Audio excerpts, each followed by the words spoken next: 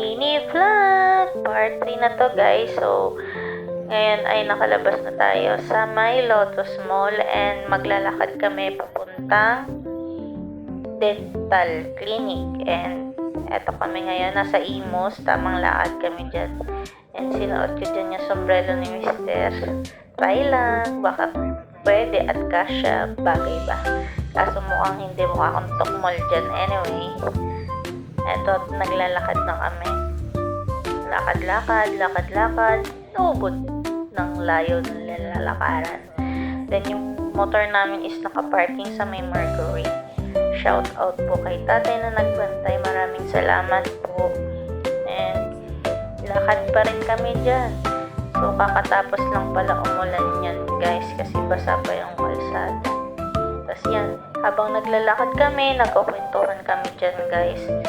Tamang ano lang kung ano mga pagkakwentuhan. So ayan, diba basa ang kalsada kasi nga po ay umulan din sa Imus, Cavite. Kahapon basa ang kalsada. So, di ba yan? Puro damo. Ang ganda na ng building dyan.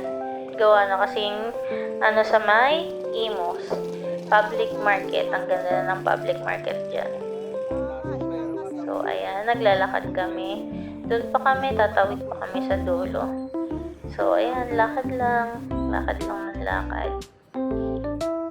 Habang kwentuhan lang kami dyan ng aking mahal na asawa. Kasi nga, habang naglalakad para malibang, magkukwentuhan kami.